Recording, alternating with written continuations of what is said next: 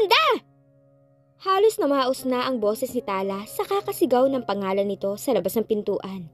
Kung ano-ano na tinatalak nito sa labas. Sarap lagyan ng tape ang bunganga nito. Hinawakan ni Ashley ang wheelchair ng matanda at tinulak ito palabas. Naririndi na siya sa boses ng babae. Chairman Amanda, pasensya na po. Gusto ko man kayo manatili rito para sa anak niyo.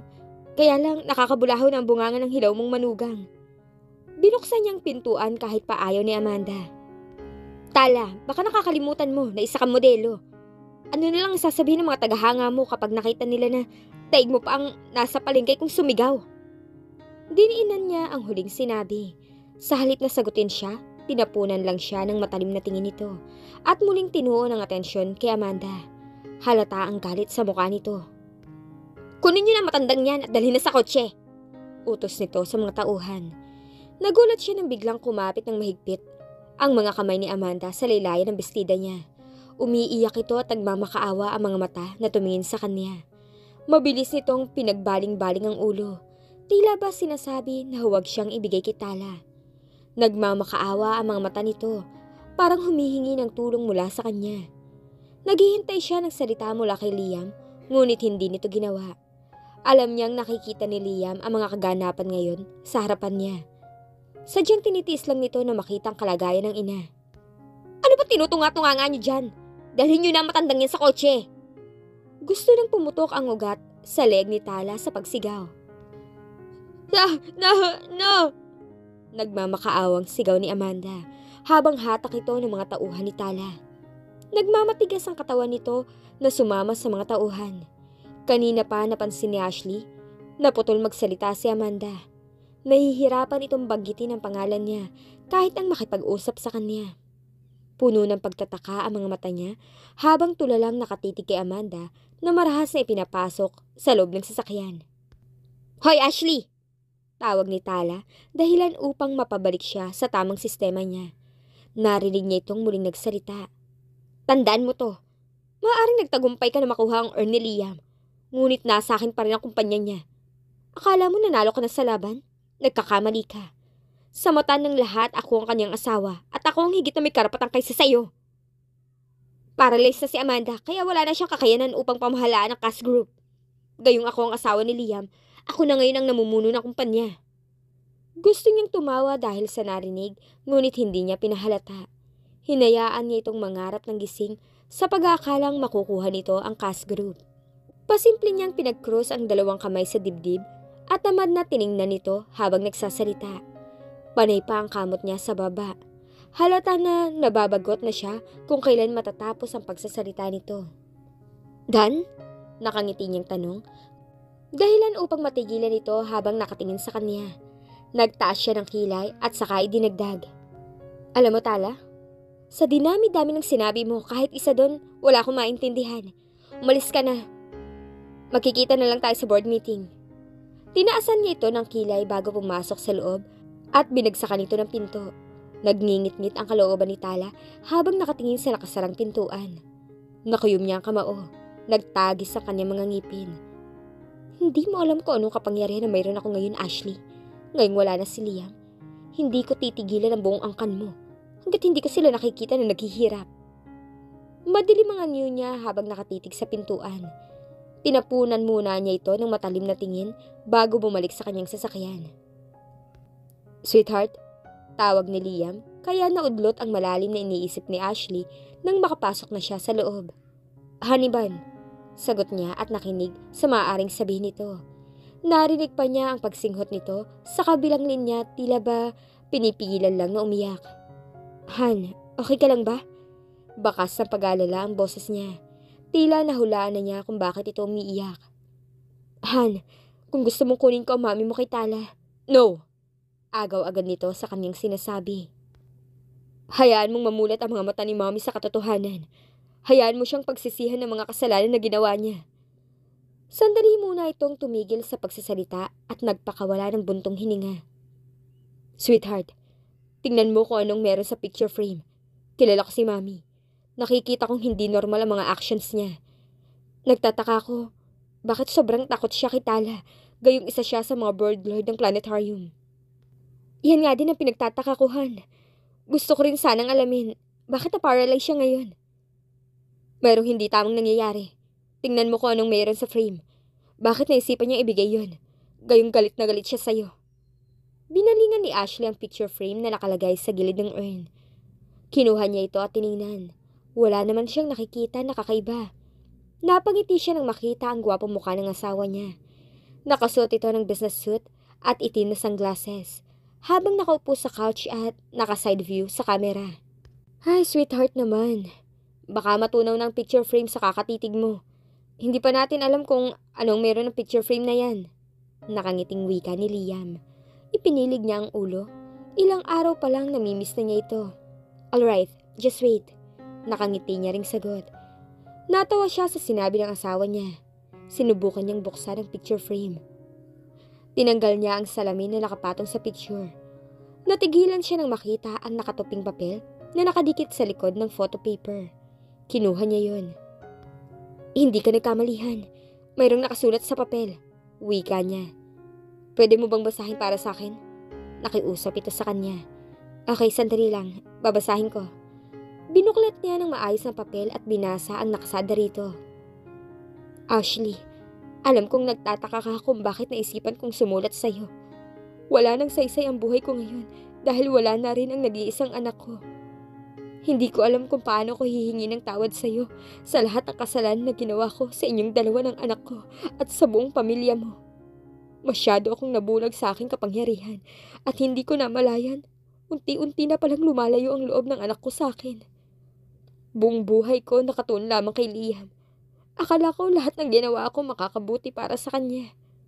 Hindi ko naisip na sinasakal ko na pala siya. Tinatanggalan ko siya ng karapatan na maging masaya. Ngayong wala na siya, hindi ko rin alam kung paano pa ako mabubuhay.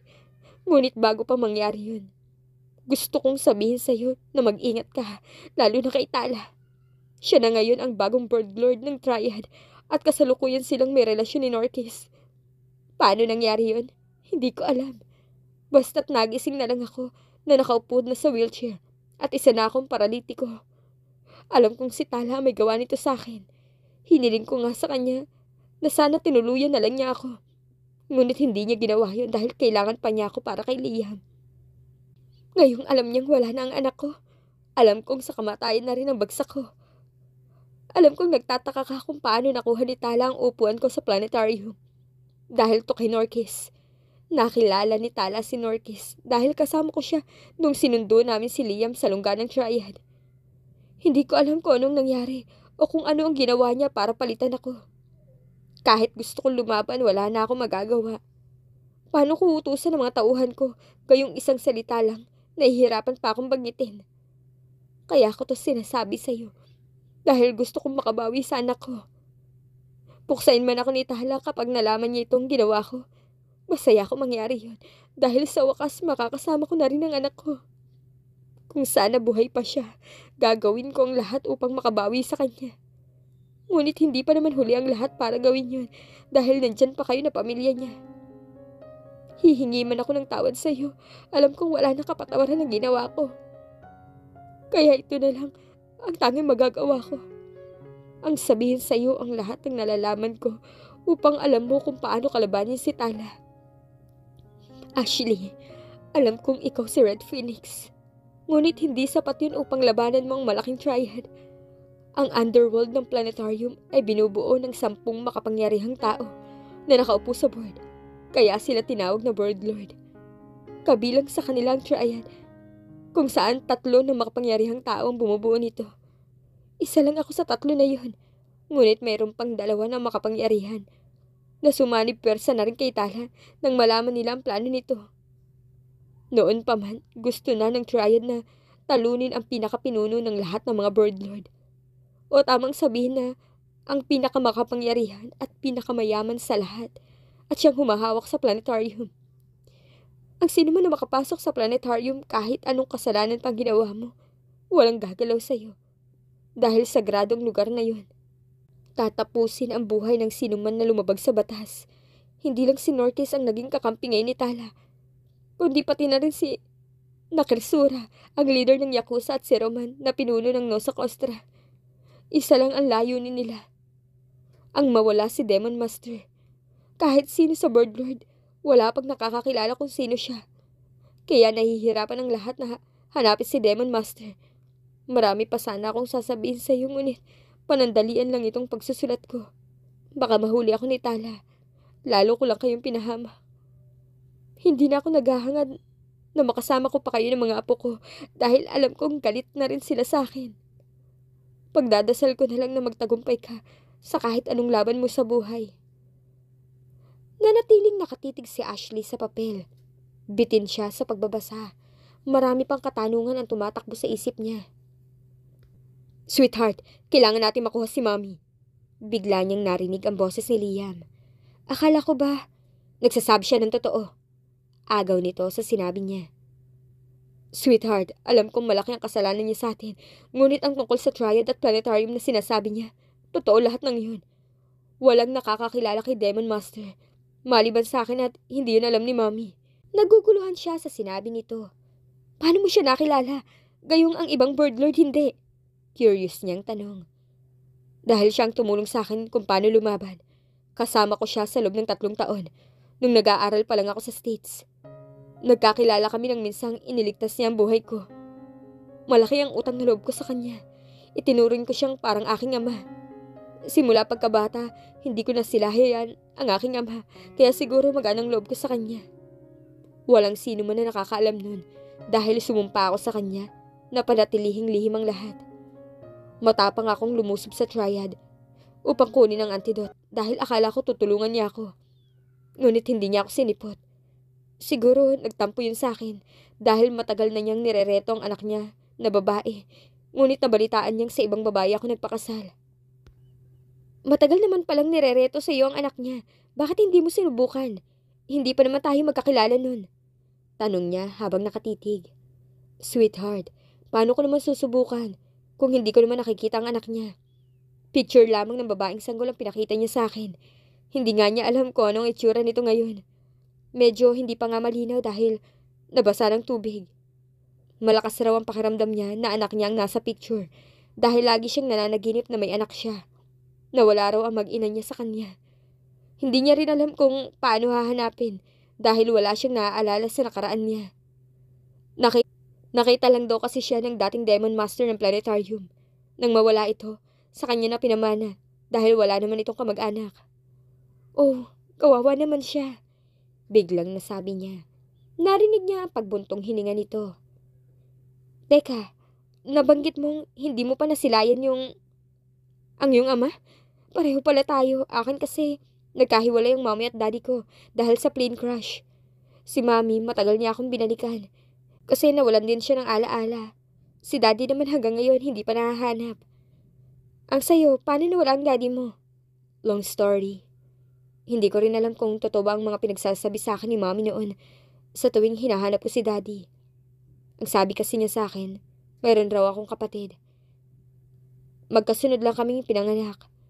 Mayroon daw silang pinag-awayan ni Mommy dahilan upang dalhin daw ni daddy si kuya at hindi na nagpakita pa kay Mommy. Bakit ang babaw naman ang dahilan ng daddy mo sa pag-iwan sa inyo? Nakakunot noon niyang tanong. Ang babaw, diba? Hindi ko alam kung totoong sinabi sa akin ni Mommy. Lalo pa at buong buhay ko, pinaikot lang niya ako sa mga palad niya. Wala na rin akong gana na hanapin pa si daddy. Para saan pa? Naging daddy na rin ako ngayon. At mas lalo kung hindi maiintindihan ang ginawa niyang pagdala kay kuya at iwanan kami. Sige, change topic na lang tayo at baka magkaiyakan pa tayo rito.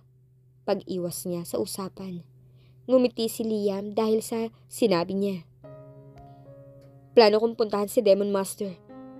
Pagkatapos itong pag-uusap natin, kaya lang inaalala kong sinabi ni Mommy, kailangan natin ng dobleng tauhan para bantayan ng mga bata habang nag-aaral sa school.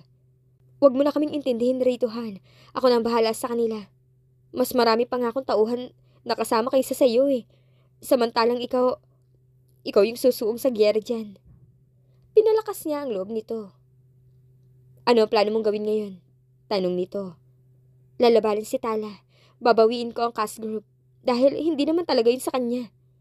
Nakangiting sumagot si Liam. Kung nasa harapan lang kita, kanina pa kita hinalikan. Kumalat agad ang pamumula ng mukha niya. Seryosong usapan. Hinahaluan mo na naman ang kalokohan. Naaasar niyang wika. Sweetheart, seryoso naman ako ah. Sino ba nagsabi na kalokohan lang tong nararamdaman ko? Kanina pa kita gustong halikan. Parang gusto kong umuwi at i-announce na lang na muli akong binuhay ni Pedro. Miss na talaga kita eh, kayo ng mga bata. Sandali siyang hindi nakasagot. Kahit siya kanina pa gustong halikan, kahit picture frame man lang ito. Miss you too. Nagbabadya na rin ang luha niya na sumagot. Ngunit, kailangan nating tiisin hanggang sa matapos na itong problema natin. Mom, Dad, nakakainis kayong dalawa. Pinapaiyak niyo ako. Biglang sumingit si Sam sa kanilang pag-uusap. Natatawa na lang silang dalawa. Halos nakalimutan na nila na si Sam pala ang may pakana ng lahat kung bakit sila nakakapag-usap ngayon ni Liam. Stop it, Sam. Ang hilig mong sumabat sa usapan ng mga matatanda. Come, may papakita ko sa'yo. Han, puntahan ko muna ang mga bata sa safe room nila. Baka kung ano nang in-explore ng dalawang yun. Paalam niya kay Liam. Alright, sweetheart. Aalis na rin kami ngayon. Pupuntahan namin si Demon Master. Pagkatapos ng kanilang pag-uusap, agad nagbihis si Liam at tinawagan si Brian na nasa kabilang silid lang niya. Ilang minuto pa nasa labas na ito ng silid niya at naghihintay sa kanya. Saan ang unang punta natin ngayon, Master? Tanong ni Brian. Katatapos niya lang din makipag-video call kay Leslie. Sa North Wings ng planetarium. Sagot niya. Takang nagtanong si Brian. Mayroon palang flyover ang planetarium, Master? Mayroon kasi siyang North Wings eh. Sagot nito. Wala siyang flyover, kundi sa underground at sa ilalim ng lupa tayo dadaan upang makita si Demon Master. Mabilis na tinignan ni Brian ang suot niya kumpara sa suot ng master niya. Ang master niya naka-all black na suits. Sa kanya naka-casual lang. Akala niya kakain pa sila sa labas. Tila nahulaan naman ni Liam ang reaksyon ni Brian, kaya niya ito tinapunan ng masamang tingin. Brian, hindi tayong dalawa pumunta rito para mamasyal. Laban ang pupuntahan natin, kaya dapat ang sinusuot mo, panglaban na rin. Hindi mo naman kasi sinabi kanina, Master, na laban na palang pupuntahan natin. Sandali lang po, magpapalit lang ako ng damit. 1 minute lang ha. Mabilis itong tumakbo papasok sa sariling silid. Hay Brian, kahit kailan pasaway. Sabi niya sa sarili. After 1 minute, lumabas na rin ito. Kaya agad na rin silang nagmadaling umalis.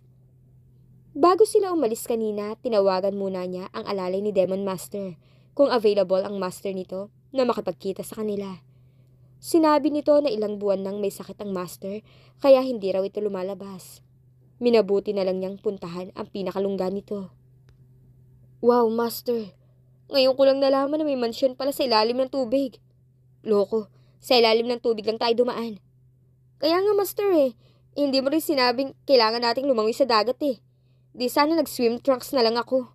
Sagot nito, dahilan upang mapatingin siya. Hindi na siya sumagot pa. Simula nang magkaroon ng love life ito, naging madaldal. Nahawaan yata ni Leslie sa loob-loob niya. Si Master? Tanong niya sa nakasalubong nilang alalay nito.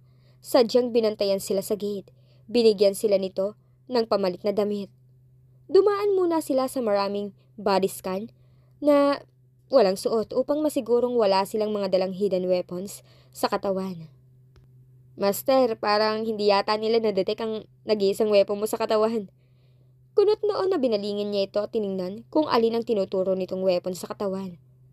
Loko ka, Brian! Aray, Master! Napangiwi si Brian sa sakit nang bahagya siyang sinuntok ng kanyang master. Kahit bahagya lang ito, masasabi pa rin niyang masakit. Aba, isa ba namang kamao ng Black Phoenix ang sumuntok sa mukha mo? Tiyak na magkakaroon ka ng pasa. Mamaya ipaputol ko yung weapon na sinasabi mo para naman mawala ang kaligayahan mo kay Leslie. Pagbabanta ni Liam. Wag naman, Master. Hindi ko pa nga ginagamit kay Leslie to eh. Puputulin mo agad. Bakit? Ano bang ginagamit mo bago tayo umalis? Tanong niya habang ine-scan ang mga katawan nila. Ito, sabay pakita ng kanyang kamay. Loko, napakabalahura mo talaga. Mabilis niyang tinalikuran ito at nagsuot ng damit na binigay sa kanila. Kunyari ka pa, Master. Baka nga sa'yo 5 daliri ginagamit mo eh. Sagot nito habang sinusuot rin ang damit. Hindi niya alam kung maaasar ba siya o matatawa sa mga pinagsasabi ngayon ni Brian. Pero sinagot pa rin niya ito. Hindi ganyang kalaki ang butas niyon. Para gamitan ko ng ganyan. 3 anak ko hindi dumaan sa precious cave niya. Kaya makipot pa rin ang lagusan. Tanging sandata ko lang ang nakakapasok doon. Bahagya niyang tinulak ito nang makitang nasa loob na sila ng master's chamber. Hay nako, ang sama na lumalabas sa bibig natin. Itikom mo nga yung bunganga mo, nahahawa na ako sa'yo. Tinapunan niya ito ng masamang tingin kaya hindi na ito sumagot pa. Lumuhod siya at yumuko sa harapan ng kama ni Demon Master nang magkalapit na sila. Demon Master? Tawag niya dahilan upang magmulat ito ng mga mata at bumaling sa kanya. My son, Phoenix. Nakangiting wika nito. Namumutla ang mga mata nito dahil siguro sa karamdaman sa katawan. My son. Muling sambit nito dahilan upang magtaka siya. Phoenix lang ang tawag nito sa kanya. Bakit siya ngayon tinatawag na son? Ipinagtataka pa niya dahil babaeng sanggol ang nasa picture at pinakita sa kanya noon. Kaya malamang hindi siya napagkamalan na anak nito dahil maliwanag naman na son ang tawag sa kanya at hindi daughter. Epekto ba to ng gamot na iniinom niya? Tanong niya sa sarili. Tumayo siya nang makita na pinipilit nito ang katawan upang makabangon sa higaan. Mabilis niyang nilapitan nito at tinulungan na makabangon. Ngunit nagulat siya nang bigla na lang yumakap sa kanya ng mahigpit. My son! Naluluhang wika nito dahilan upang lalo siyang magtaka. Master, sandali. Naninibago po ako sa inyo. Di ba babae ang inyong anak? Takang tanong niya. No, naaalala ko na ang lahat. Ikaw ang anak ko. Sagot nito. Kung ganon, sino ang babaeng sanggol sa picture na pinakita mo sa akin? Muli niyang tanong. Ang picture na nasa wallet ko ay anak ng matalik kong kaibigan. Ha? Nagkasalubong ang dalawang kilay ni Liam dahil sa narinig. Hindi kayang tanggapin ng kanyang sarili na ang lalaking hinahangaan, nagligtas at nagturo sa kanya kung paano lumaban, ang taong naging dahilan kung bakit siya naging si Black Phoenix at tinanghal bilang ika-7 bird lord ng planetarium, ay siyang totoo pala niyang ama. Kumalas siya ng yakap mula rito at tiningnan ng may pagtataka. Gusto niyang tumalikod at humakbang palayo, ngunit hinihigop siya ng kakaibang enerhiya para manatili sa kinatatayuan niya. Nahilamos niya ang muka. Muli siyang humarap sa matanda. Marami siyang mga katanungan mula pa noong maliit siya na hindi kayang sagutin ng kanyang ina. Lumaki siyang may galit sa kanyang ama sa pag-aakalang iniwan siya. Yun pala may malaking dahilan kung bakit nangyari yun. Master, tawag niya. Puno na ng sarkasmo ang kanyang boses. Halata ang puot sa dibdib at gusto na niyang umiyak. Garalgal ang boses niya na tinanong ito. Paano mo nasabi na ako ang anak mo? Nagpakawala ng buntong hininga si Demon Master. Sandali muna itong umiwas ng tingin, tila naghahanap ng lakas ng loob upang maipaliwanag sa kanya ang lahat ng mga nangyayari sa nakaraan. Son, hindi ko alam kung anong sinabi ng iyong ina, ngunit gusto ko lang malaman mo na hindi ko sadyang iwan ka noon. So, totoo nga makita? Hindi pa rin makapaniwala si Liam dahil nanindigan pa rin ito na anak siya. Son, naaalala ko na ang lahat. 1 linggong nakalipas matapos ako mawala ng malay. Dahil isa akong pinuno ng lahat ng mga bird lords, alam ko kung sino-sino ang nasa ilalim ng pamumuno ko. Isa na dun si Amanda. Nung humingi ka ng tulong sa akin upang makuha ang antidote, hindi ako natuloy nun dahil nagkasakit ako. Sinumpong ako ng sobrang sakit sa ulo ko. May mga naaalala ako pero hindi sapat. Matapos kong lumabas ng hospital, inalam ko kung anong kalagayan mo. Nag-request ako sa triad na pakawalan ka, ngunit huli na dahil nakuha ka na ni Amanda. That time, hindi ko pa alam na nakita. Nitong nakaraang araw lang, naging malinaw sa akin ang lahat. At alam kong anak kita. Dahil nalaman kong kinuha ka ni Amanda sa triad, 1 taon nang nakalipas. Hindi ko sinadyang iwanan ka nun, son. Talagang naging malupit lang ang tadhana sa akin. Kung hindi mo sinadyang iwanan ako nun, bakit sinama mo si kuya at ako yung iniwan mo? Nanunumbat ang tono ng boses niya. Sobrang mahal na mahal ng mami mo si William dahil ito ang una't huling pag-ibig niya. Kaya lang sa akin siya tinakda na ipakasal ng kanyang mga magulang dahil sa malaking pagkakautang sa aming pamilya. Minahal ko ang mami mo. Kaya ako pumayag na makasal sa kanya. Ngunit hindi ko alam na buntis na pala siya noon sa anak ni William. Tinanggap ko ang lahat. Tinuring kong anak si Paulo.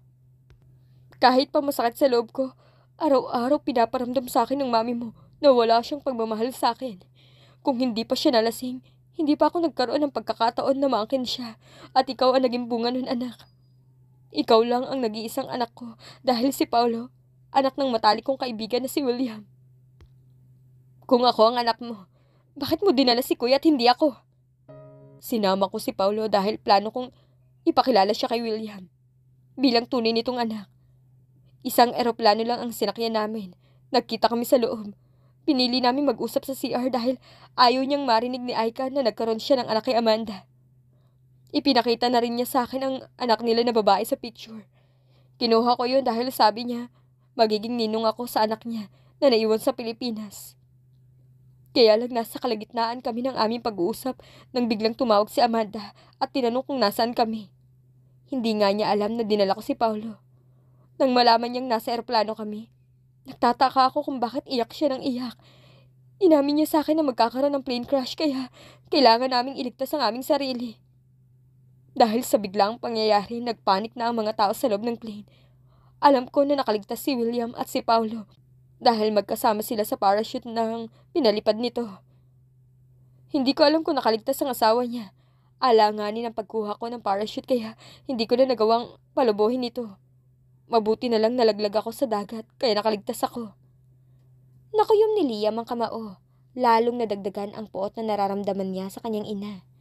Ganun na ba ito kasama mula pa noon? Nagsinungaling pa ito at nagawa pang dumihan ang utak niya na hindi mabuting tao ang kanyang ama. Napamura siya sa sarili. Son, I'm really sorry. Nakita niya nagpahid ng mga luha ang kanyang ama. Ito ang dahilan kung bakit hindi ko pinakita ang mukha ko sa lahat ng mga bird lords.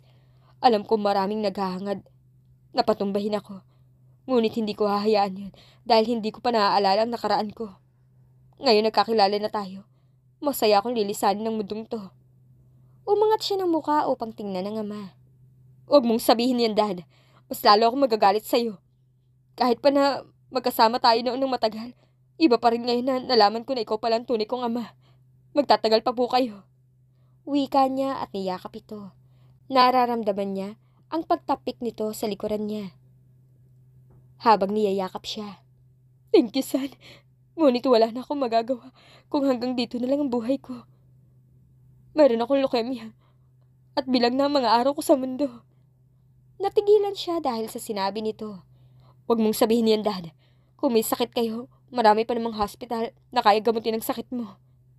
Sana, kung kayang gamutin ng hospital tong sakit ko, sana nagawa ko nang ipagamot ang sarili ko. Kaya lang bilang na talaga ang mga araw ko. Gayon pa man nagpapasalamat ako na bago pa mangyari yun, nagkakilala na tayo. Palihim na bumagsak ang mga luha ni Liam dahil sa narinig. Lalong humigpit ang pagkakayakap niya sa kanyang ama. Ngayon lang sila nagkakilala ngunit mawawala rin ito sa kanya. Master, kailangan niyo na pong magpahinga. Sinabi ng doktor na iwasan niyo ma-stress. Pag-alala ng kanang kamay nito. Kumalas ng yakap si Liam sa ama. Magpahinga na kayo, Dad. Tinulungan niya itong humiga. Nararamdaman niya ang paghihirap ng ama sa mga namumutla nitong labi. Liam, kapag nawala na ako, ikaw ang papalit sa akin bilang bagong Demon Master. Lahat magagawa mo. Lahat ng kapangyarihang mayroon ako magiging sayo. Ang kabuuan ng planetarium, magiging pag-aari mo. Kaya lang ihanda mong yung sarili dahil mayroong kaakibat na panganib ang pagiging Demon Master. Kaya panatilihin mo na lihim sa lahat na ikaw ang pumalit. Dad, please stop. Pigil niya sa pagsasalita nito. Magsasama pa tayo ng matagal. Makikita mo pa ang lahat ng mga apo mo. Nakita niyang ngumiti ito. Sana nga, anak. Makita ko man lang ang asawa at mga anak mo. Wala ka bang picture dyan? Mayroon, Dad. Nakangiti niyang kinuha ang cellphone at pinakita ang family picture nila sa floating island na binili niya. Ito, Dad, ang mga apo mo. Sa ngayon, ito pa lang ang bunso ko. Pero pwede pang masundan. Nakangiti niyang wika, sabay turo kay Baby Gabriel. Ito naman po ang kambal na sinasama at Gab. Sobrang talino ng mga yan. Sabay turo niya sa kambal. Talagang nagmana sila sa akin, anak. Nakita niya ang tuwa sa mga mata nito. Sobrang saya habang nakatitig sa mga apo sa picture. Ito naman pong katabi ko sa picture ang asawa ko. Maganda siya, di ba? Pagbibida niya. Ngunit nagtaka siya nang bigla itong natigilan habang nakatitig kay Ashley. Asawa mo siya, anak? Tila hindi makapaniwala na tanong nito. Yes, Dad. Bakit? Tanong niya. Kamukha niya si Aika. Kilala mo ba kung sino ang ina niya? Binalingan siya nito. Teka, hanapin ko po ang picture. Parang meron kaming family picture na nandyan siya. Ito siya, Dad. Parang Aika rin yata yung name niya. Sabay turo ni Liam sa picture na yakap si Ashley. Nanlaki ang mga mata ng kanyang ama. San? Siyang asawa ni William, si Aika. Hindi pa ba sila nagkita? Kapatid ng asawa mo si Paulo. Lalo naman siyang nasindak. Saan na po ba si Tito William ngayon, Dad? Takang tanong niya. Hindi ko alam, anak. Ngayon lang din bumalik ang alaala ko. Yun nga lang sabi ng doktor, may time na malilimutan ko na naman ang kwento ko ngayon sa'yo. Nagkaroon ako ng Alzheimer disease. Epekto raw ito ng pagkawala ng alaala ko ng matagal. Kaya kinuwento ko na lahat sa'yo, anak, habang nasa ilalim pa ako ng gamot. Parang sasabog ang ulo ni Liam sa mga nalaman niya. Hindi niya inaasahan na magkakaugnay pala ang mga magulang nila ni Ashley. Dad, tawag niya nang makitang nahihirapan na naman ito. Ilang sandali pa nagsuka ito ng dugo. Nataranta siyang tinawag ang alali ng kanyang ama. Ilang sandali pa pumasok ang maraming doktor upang suriin ang kondisyon ng katawan nito. He need to rest. Nangihina na siya. Utos ng doktor. Agad naman itong tinurukan ng pampatulog ng isa pang doktor. Naluluha siyang tumalikod at sandali munang lumabas ng chamber nito. Hindi niya kayang nakikita ang kanyang ama na nahihirapan. Ang isipin pa lang niya na mawawala na ito, nasasaktan na siya. Ano kaya ang magiging reaksyon ni Ashley kapag nalaman niya ang totoo kung sino si Demon Master at kung ano ang kaugnayan niya sa pamilya ni Liam?